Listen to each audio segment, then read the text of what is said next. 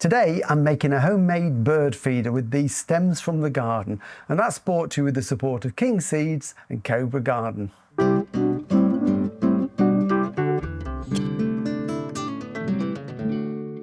One of the things Jill and I like to do is feed the birds in the garden. We're great believers that the more birds we have in the garden, the more seeds they eat, the more insects they eat and bugs. So we all work together. And at this time of year when it's cold, it's important that we really do feed them. So I'm going to make hopefully a very simple feeder using these colourful stems. Now you can use any stems from the garden. These are some that I've cut off the dogwoods, that all the leaves have fallen off by now, and we've got these colourful stems through the winter, so I didn't think it would hurt to lose a few of them. So try and get them as straight as you can. You can use not only the dogwood, you could use willow, hazel works really well, anything that's sort of long, straight and fairly pliable. So I've got 6 here, or 7 stems, so the amount will vary depending on the thickness. And what I'm going to do is to gather them together at the base like this, and then using a piece of string,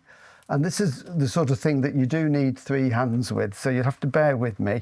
I'm just going to tie, oh thank you Jill, that's just what I needed, your hand to slide into shot. So I'm just going to tie that off. We can always trim any of the ends afterwards as well, and the idea is to tie this as tightly as possible. So I'm just going to tie that off like that. Just put one more loop round there just to make sure that they're not going to go anywhere at all. So that's tied off, and then I can just trim those tails off like that. And then we want to try and follow the stems up in the same sort of line. We don't want them to twist around because we're going to open them up eventually. And I'm going to tie this one fairly high and then put a second tie in. It just makes it easier to get the fat balls in. So try and follow them up, give them a bit of a twist, and then again with another piece of string, I'm just going to tie this one like this. Again, so fairly tight.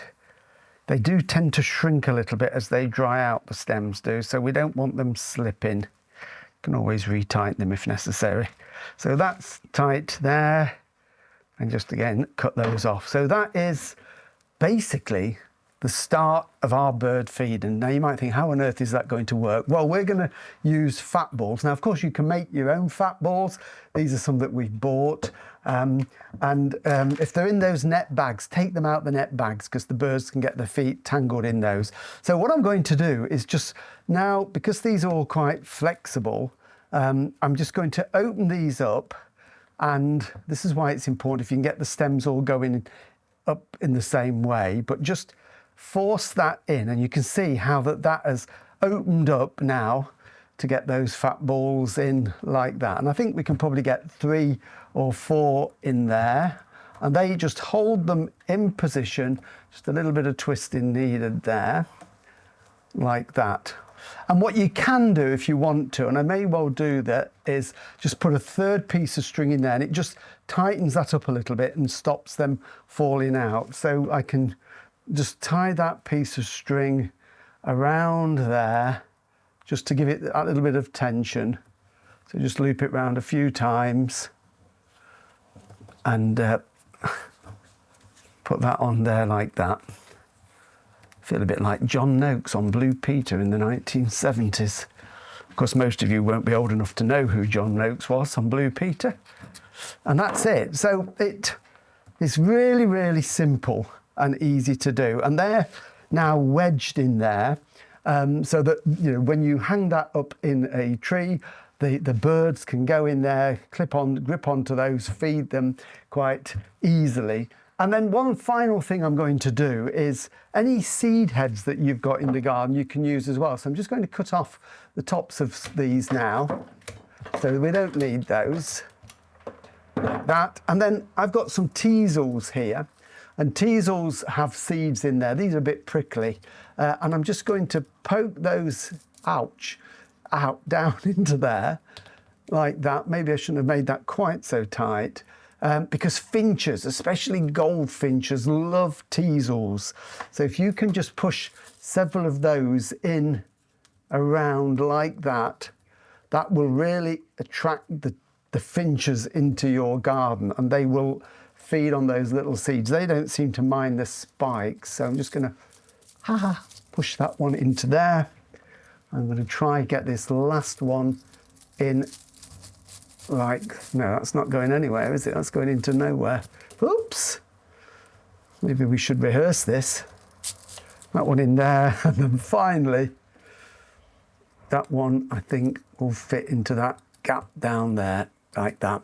And that is it. It's really is as simple as that. And then of course what we need to do is probably another loop of string, and then you can hang that from a tree or a hanging basket bracket, and you can then just watch the birds come and feed on it. And I think this would also make a really good Christmas present. If you've got a friend or a family member that loves to attract the birds in the garden and you don't want to buy them chocolate, perfume or anything like that, then I think a simple homemade bird feeder is exactly the sort of thing that Jill would like to open in her stocking on Christmas morning. So there you go, have a go, get some stems and feed the birds.